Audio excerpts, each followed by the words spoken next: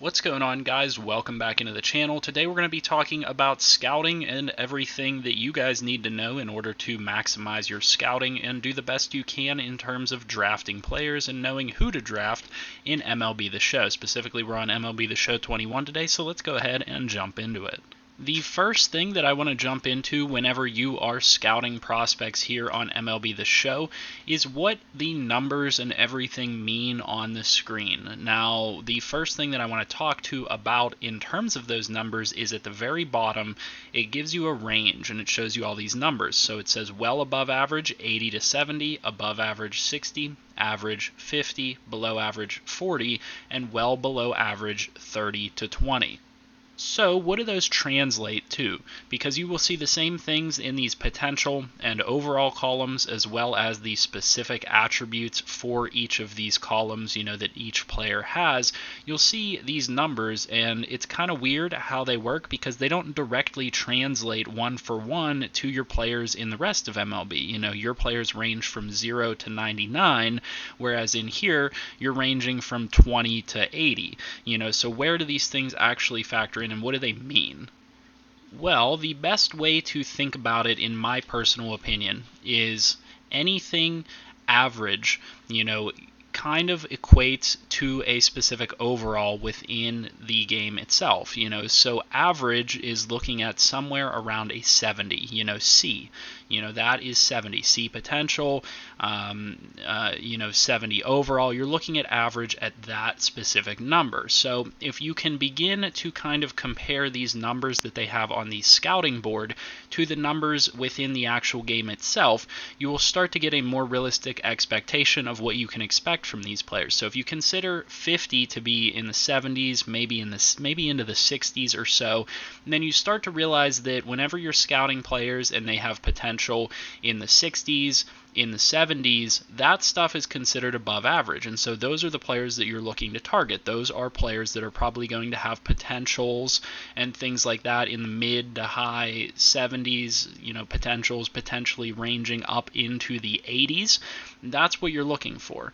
But what you're really looking for more than anything is you're looking for potentials that are 75 and 80, because 80 potential players translates pretty much to an A. It translates pretty much to those 90s, anywhere between a 90 and a 99. Now there is a bit of randomness in there, and that's why they have this scouting the way they have it. Maxed out at 80, you can't tell who's going to be the best prospect. You can't tell any of those specific things, but what you can do is you can compare these a little bit and get a good idea for, okay, who's going to have, potentially the best future ahead of them whenever you draft them. And those are the guys that are going to be in the 80s. Like I said, those, you're going to start to range into the high 80s in terms of potential and into the 90s. 75s are good. Generally speaking, you want to draft guys that are 65 and above. Anything below that, really not worthwhile drafting, though you can get a guy that might have low potential but has a really high overall. Okay, so we've talked a little bit about the numbers, what these numbers actually mean, what you're looking for. You're looking for those 70s, 75s, 80s, especially the highest ones. I think that becomes pretty apparent. But let's go ahead and talk a little bit about how you can uncover these prospects. What do some of these symbols on the screen mean? How do you go about, picking one player over another, MLB ETAs? There's a lot of information here, and we're going to go ahead and break it down for you. The first thing that I want to break down here is your scouts and what to do with your scouts. In terms of your scouts, you're going to have 4 separate ratings for each scout: their efficiency, their discovery, their pitchers, and their position players.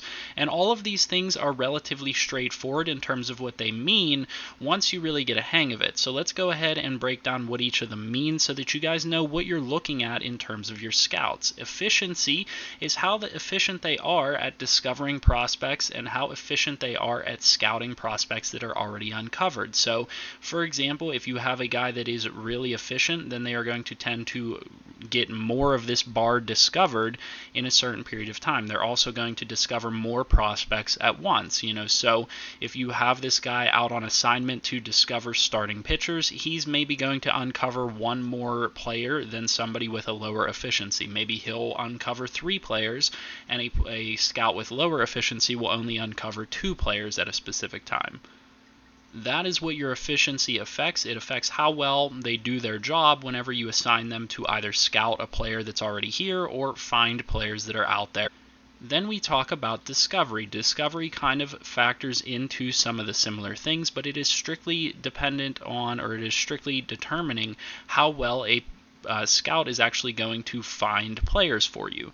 And I find that scouts with higher discovery tend to find the best prospects. They tend to find the highest potential guys. They tend to find the ones like this that have these symbols by them that mean that they're, somebody that you really want to pay attention to. That, high discovery is going to yield better results in terms of players to scout, and then once you have the option to scout those players, that is when the pitchers and position player ratings come into effect.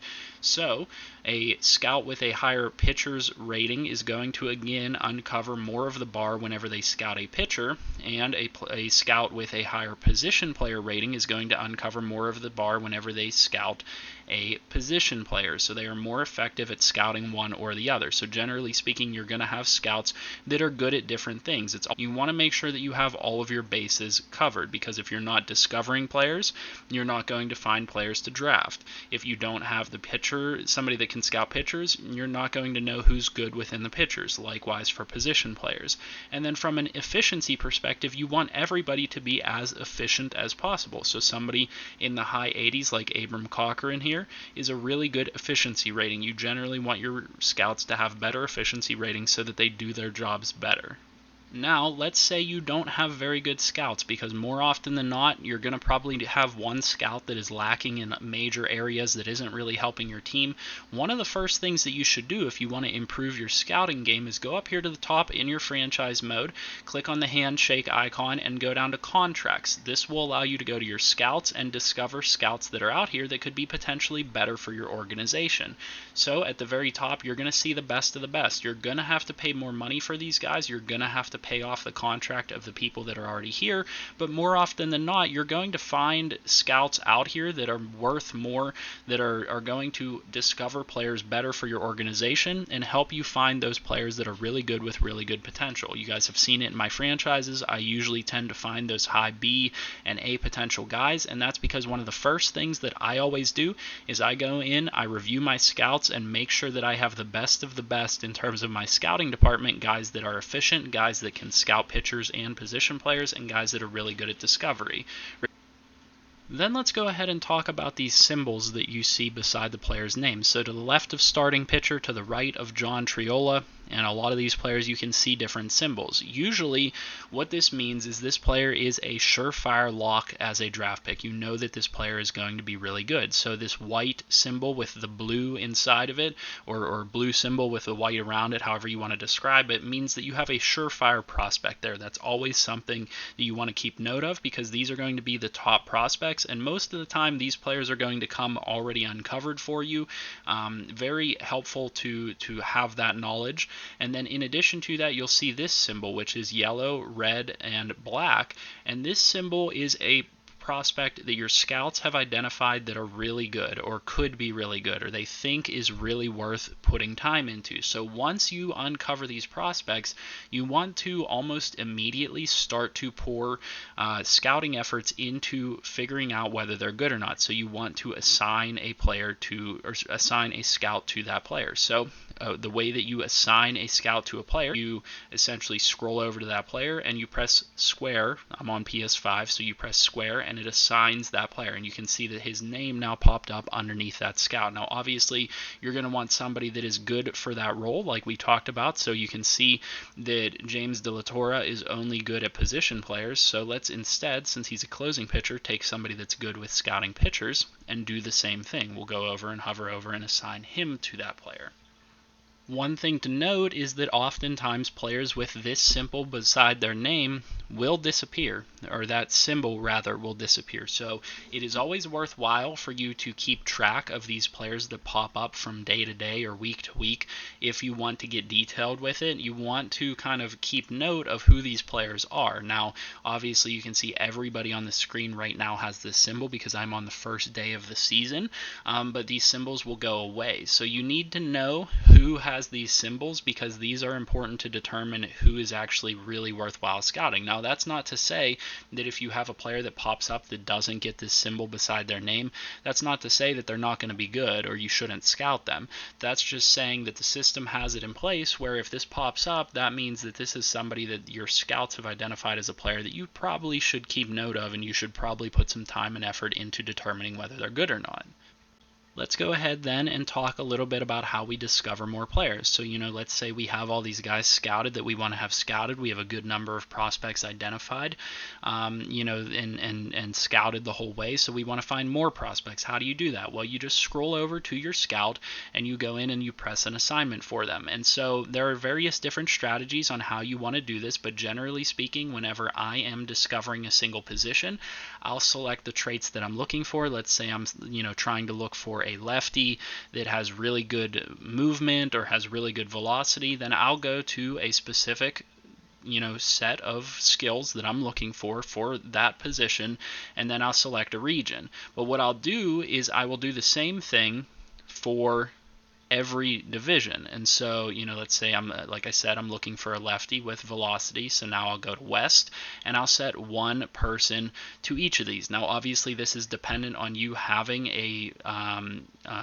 scouting system here, scouts in place that are good enough that they can actually go out and find prospects for you. Sometimes, if you're not the best at this, you might want to just have one person rotate through. So, if you have one person that's really good at discovery, have them, rotate between West, East, Central, International.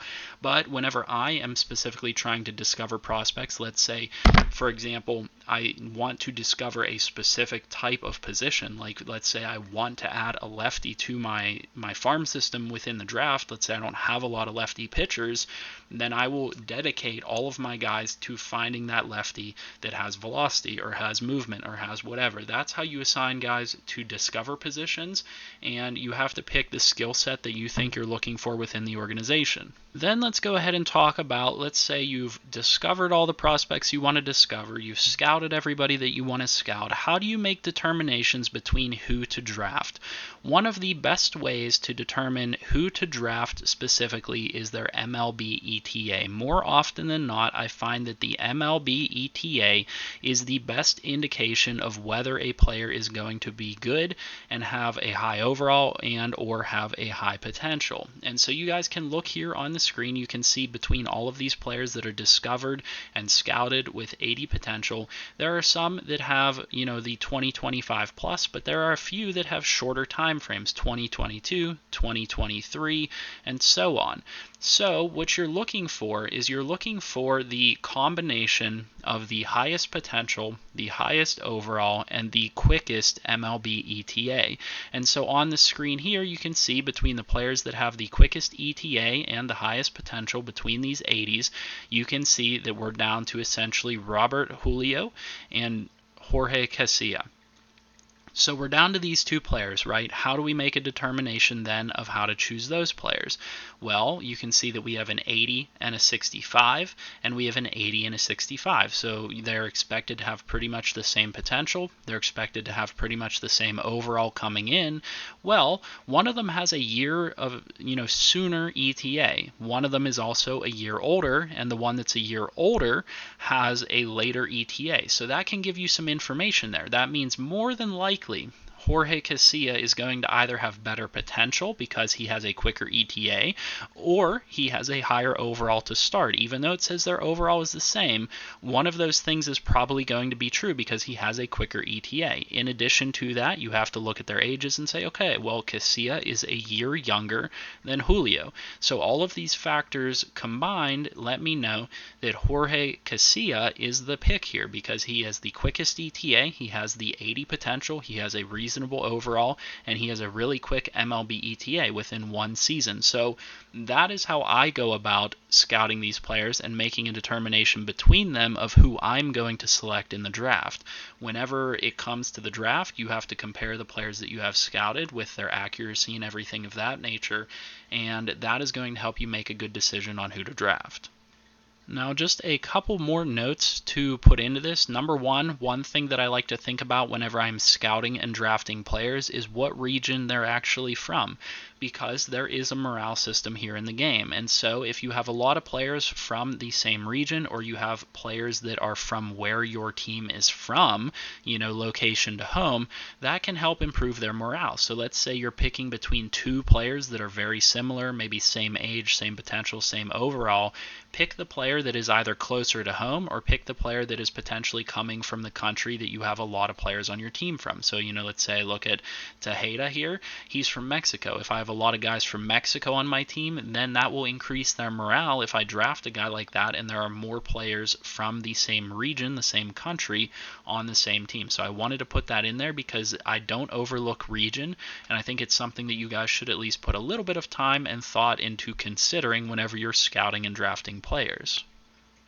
And finally, I want to talk about the accuracy meter here in terms of determining who to draft and scout and all those things. Obviously, you want to have the most accuracy possible. When you have these green bars of accuracy, then you know that that player's potential and overall are accurate, as well as their MLB ETA. However, if we look at Wilson Abreu here as a perfect example, it says that his ETA is 2022. He's an 80 overall, or 80 potential, and 70 overall, and you compare that to the guy that we talked about drafting, and you say, okay, well, maybe he's a better player to draft. Well, hold your horses, because his accuracy meter is red. He has not been scouted yet. So even though it says all of this information, until you scout him, you don't know this information to be true. We know this information to be true with Jorge Casilla. That is absolutely true, because the green bar is full, and this information becomes more and more accurate and more reliable as this accuracy meter goes up. So from red to yellow, generally speaking, I tend to stay away from players that I don't have scouted above halfway. Now, that's not necessarily to say that you're always going to have that, because once you get past a couple rounds, you're probably not going to have a lot of players that are scouted past halfway, especially if you let the CPU do scouting for you. A lot of times they will just scout most of the class to yellow to give you some idea of if the players are good or not, and that's helpful information to have. But one of the things to note is you could scout this guy for a day and he could drop to potentially like 60 potential, and then you could scout him for another day and he could shoot back up to 80 potential.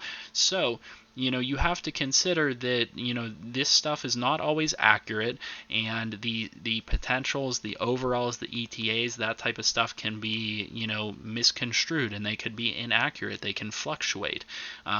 So just because a player starts out, for example, with a 60 potential, does not mean that you don't want to scout them, because there is the potential there that some of these guys could shoot up in potential or overall once we get more accurate information on their skill sets. Let's face it though, you have limited resources, so as we've already talked about, it makes the most sense to stick with the players that you have found that are in the 70s, 75s, 80s. Those are the players that you want to stick to scouting. So my first strategy, I would scout Wilson Abreu, I would scout some of these guys in the 75s, and then I would try to discover some more players. I would try to discover players like Wilson Abreu that say 80 potential off the bat, and then scout them from there. Generally speaking, I don't spend a lot of time scouting these guys at the bottom, though, like I said, it can be worthwhile. I just generally don't scout those guys. I try to find as many 75 and 80 potential players, even if I don't have them accurately scouted. That way I can then make a better decision after that on who to scout, who are the potential top players, and things like that. So hopefully this video helped you guys out and gave you some valuable information on scouting. I know that I've gotten a couple of comments asking for this video for a while now. I do hope that this one helped you guys out. With that being said, leave a like on the video if you did like it. If it did help you, subscribe to the channel if you're new. Comment down below with anything else you guys could use help with. You guys have been doing a great job leaving video ideas for me today, and within the past month or so that this game has been out. So really appreciate that, guys, and I hope you guys have a good one. I'll see you guys in the next video.